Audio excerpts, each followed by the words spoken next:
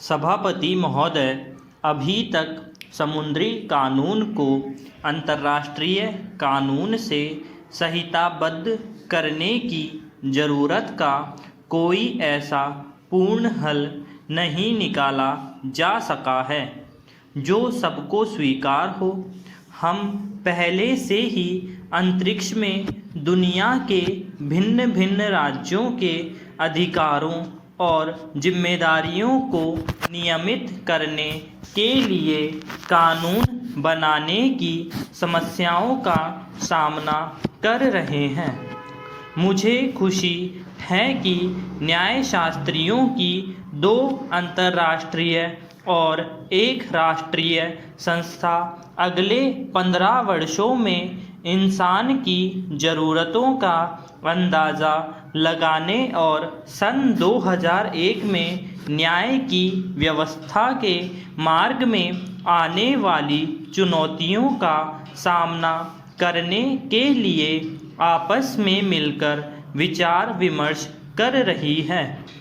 इसका एकमात्र उत्तर यह मालूम होता है कि हम न्याय की अपनी उस पुरानी प्रणाली पर फिर से लौट जाएं, जिसमें सामाजिक और नैतिक आदर्शों को पवित्र माना जाता था और उनका उल्लंघन नहीं किया जाता था।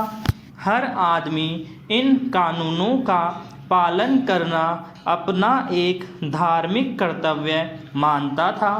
आज वैज्ञानिक और आर्थिक प्रगति के कारण धर्म का प्रभाव कम हो गया है, इसलिए समाज को इन बदलते हुए हालात के मुताबिक अपने आप को ढालना होगा और नई मान्यताएं तथा आत्म अनुशासन पैदा करना होगा। लोगों को समाज के प्रति अपने कर्तव्यों का ज्ञान कराया जाना चाहिए ताकि न्याय प्रणाली पर से गैर जरूरी भार को कम किया जा सके और व्यक्ति स्वयं भी उसमें भागीदार बने, जैसा कि प्राचीन धर्म अर्थात नैतिक बल के जरिए होता है।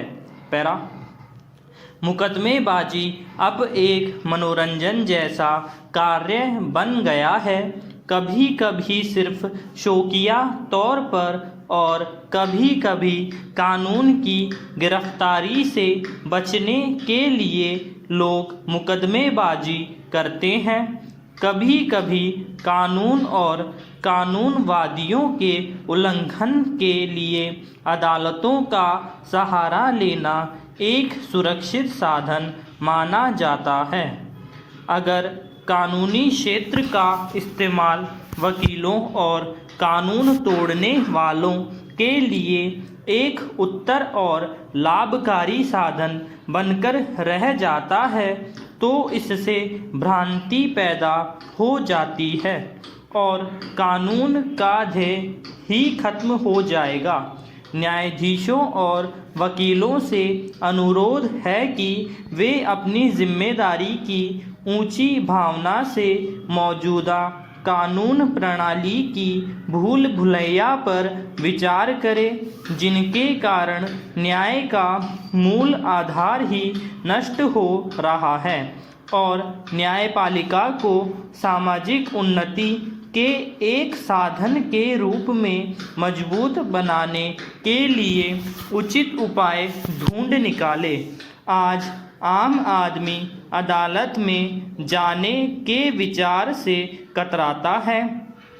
उसे यकीन है कि अदालत का मतलब है कि बहुत महंगी और लंबी लड़ाई जो शायद उसके जीवन में खत्म हो या न हो।